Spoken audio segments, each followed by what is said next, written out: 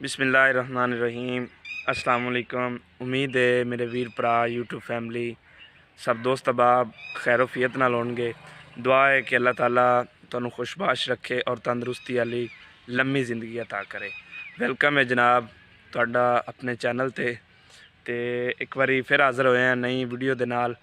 अज जनाब तुहानू क्योंकि मैं गया सी अपना एक दोस्त सी उन्होंने मिलन गया सी ते उनदे कोल ऐसी चीज़ वेखी क्योंकि वो चीज़ हर घर की ज़रूरत है। ठीक है, तो मैं क्या चलो अपने दोस्तों के नाल भी शेयर करते हैं।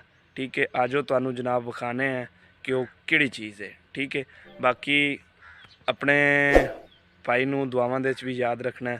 तो सलमान गाँव का व्लॉग मेरा यूट्यूब चैनल लाजमी सबसक्राइब करना है और इस वीडियो नू अपनी फैमिली दे नाल शेयर करना है क्योंकि ये फैमिली वालियां नू विखावन वाली है। ठीक है, मिलते हैं जनाब वीडियो के अंदर।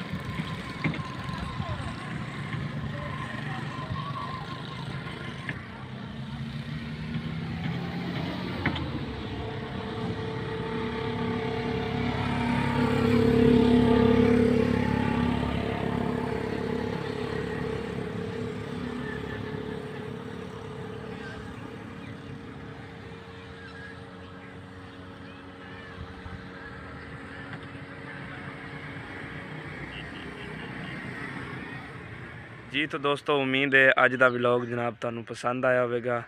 तो इस वीडियो नू अपनी फैमिली दे नाल लाजमन शेयर करना है क्योंकि ये हर घर की चीज़ का तुहानू पता तो लग गया कि हर घर की ज़रूरत हैगी है। ठीक है, अपनी फैमिली दे नाल लाजमन शेयर करना है और सलमान गाँव का व्लॉग मेरे चैनल नू लाजमी सबसक्राइब करना है ताकि अपने पिंडां दा खूबसूरत माहौल तुहानू जल्द तो जल्द विखा सका। मिलते हैं जनाब किसी और वीडियो के अंदर। उदों वास्ते दो इजाज़त। अल्लाह निगहबान। अल्लाह हाफिज़। अस्सलाम वालेकुम।